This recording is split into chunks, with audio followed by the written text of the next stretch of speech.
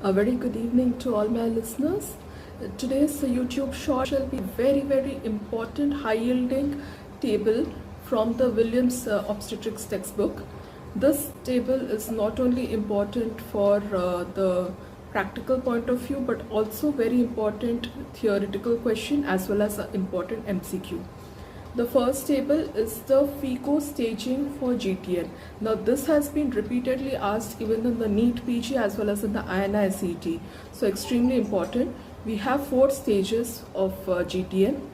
So stage 1 is confined to the uterus. Stage 2 extends to the adnexal structures, the vagina, the broad ligament, but it is limited to the genital structures.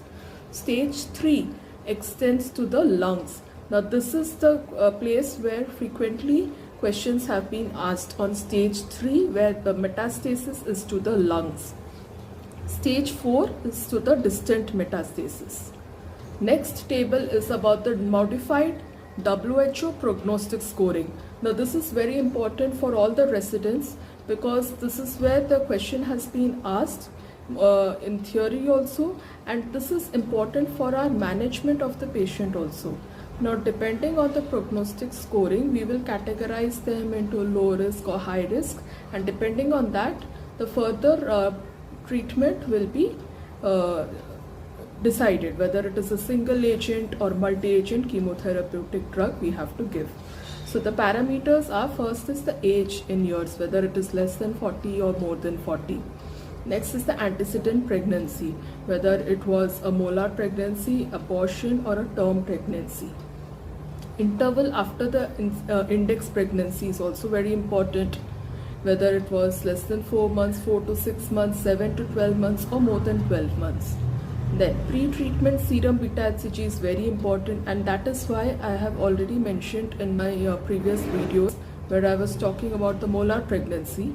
I have highlighted that always a baseline beta-HCG has to be sent whenever you are suspecting molar or GTN. Next, largest tumor size is important. Then the site of metastasis is important. Then the number of metastasis and any previous failed chemotherapeutic drug. After calculating all the scores, we will total it and then we'll categorize them into low risk, which is from 0 to 6. High risk is more than equal to 7 and ultra high risk is more than equal to 12. Depending on that, we will decide whether we will give a single agent chemotherapy or multi-agent chemotherapy. Single agent, we know the drug of choice is methotrexate. If it is a high risk category, we will have to go for a multi-agent chemotherapy like Imaco or Ima-EP. If it is an ultra high risk, we go for EP followed by Imaco. Now detail on the management of GTN I'll talk in a subsequent video. That's all for now.